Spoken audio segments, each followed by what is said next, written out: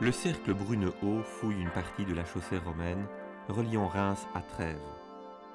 Notre association s'appelle le Cercle Brunehaut de la ville de Chigny, ici. Notre groupement s'occupe surtout de la sauvegarde du patrimoine, qu'il soit naturel, architectural ou archéologique. Nous sommes aidés par exemple par la région wallonne. Justement ici nous sommes sur le site de la chaussée Reims-Trèves où nous faisons quelques fouilles. La fouille de la chaussée elle-même, c'est-à-dire un décapage d'une dizaine de mètres de la chaussée. Et nous essayons de retrouver les structures en place et le sol en place de la chaussée. C'est une chaussée qui n'est pas dallée. Ce sont souvent des idées préconçues que l'on reçoit dans les écoles, etc. Mais dans les campagnes, les chaussées étaient plutôt recouvertes d'un cailloutis, comme un peu nos chemins ruraux aujourd'hui. La particularité aussi, c'est qu'elle fait 6 mètres de large et qu'elle est limitée par 2 bordures en pierre. Les techniques d'infrastructure des transports sont aussi importantes que les moyens mêmes de transport. Ce sont les Romains qui délaissent la piste au profit de la route. En latin, rupta, rupture, signifie une tranchée en rupture plus ou moins grande avec des agencements naturels.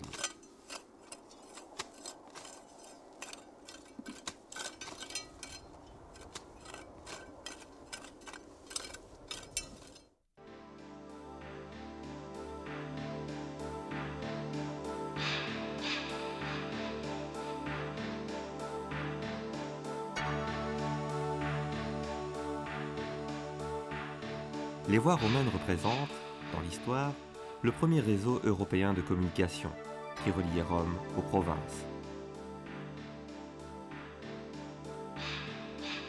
L'innovation de ces voies est la superposition des couches. Une base de sable, puis de l'argile damée,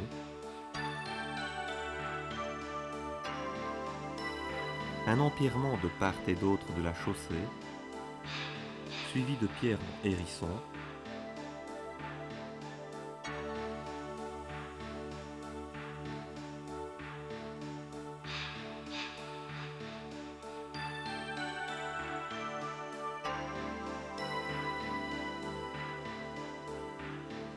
le tout recouvert de dallage dans les agglomérations ou sur un lit de cailloutis damé en race compacte.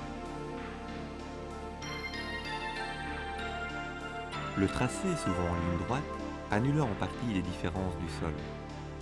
Ces larges chaussées ont traversé les siècles, incorporées parfois aux routes médiévales.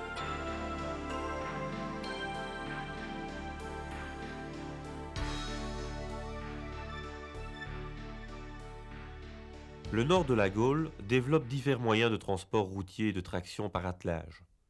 La maxa, du nom grec de la petite voiture utilitaire à 2 roues et timon, constitue dans l'Antiquité la forme la plus usuelle du transport économique léger. L'expérimentation veut tester et comprendre la solidité des différentes roues, ainsi que la stabilité de la caisse posée sur des étais, la capacité de charge et l'équilibre général de la traction.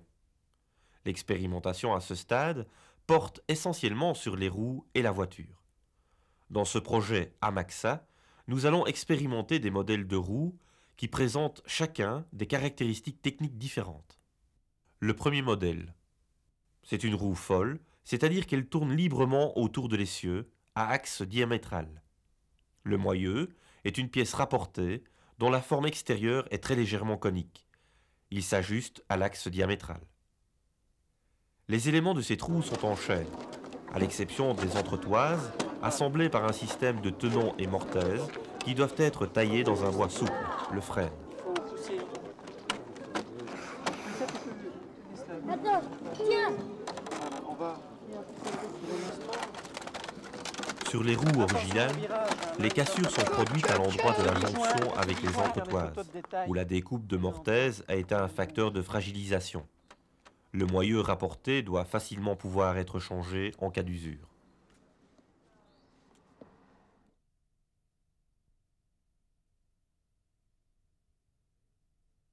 Le second modèle est inspiré par l'iconographie. Il s'agit d'un type proche du précédent, Mais ici, la roue est solidaire de l'essieu, qui tourne sur des échantillons fixés sur la caisse. L'axe diamétral, qui subit une contrainte moins violente que dans le cas précédent, est à peine renforcé à l'endroit de la liaison avec l'essieu. Les bois employés pour cette pièce sont les mêmes que ceux de la roue précédente. L'usure ne se produit pas au niveau du moyeu, mais est reportée sur l'essieu et surtout sur les échantillons. La dernière roue est une roue à raies. Elle ressemble fort aux roues de nos anciennes charrettes avec l'axe des raies parfaitement vertical. Sa jante est composée de 4 éléments ajustés qui reçoivent chacun 2 raies. Elle est renforcée par un bandage métallique. Donc on peut le mettre dessus puisqu'on a les bandes de fer directement. Le moyeu est également renforcé par 2 frettes de fer. Tous les éléments de cette roue sont en chaîne, sauf le moyeu qui est en orme. Techniquement, elle est très proche de la roue moderne. Son moyeu cylindrique doit cependant être plus sensible à l'usure. Non, non, laisse-moi. Vas-y, j'ai pas refroidi. C'est bon? Ah ouais, ça va. Merci, à côté. Bon. Tortille d'être bas.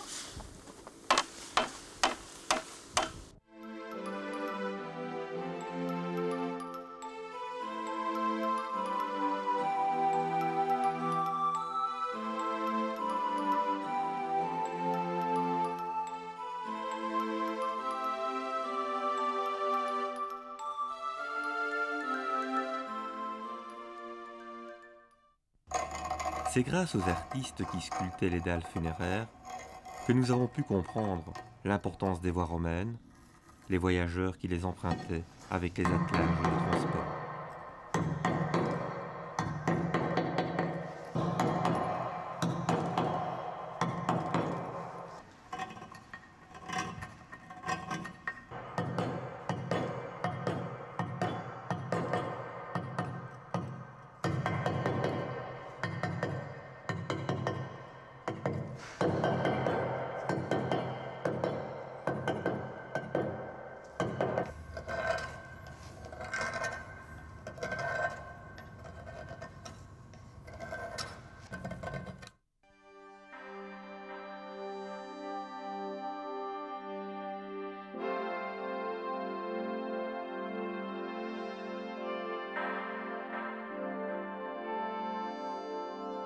Comment oublier tous ces voyageurs qui entreprirent le déplacement d'une ville à une autre, bravant le froid du nord et se protégeant par une écharpe autour du cou, ou bien ces attelages qui transportaient des marchandises, croisant une borne indiquant un relais routier non loin de là.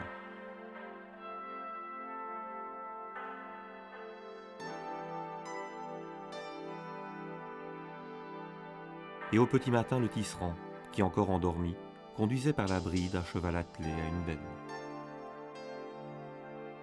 Ave Viator, Valet Viator.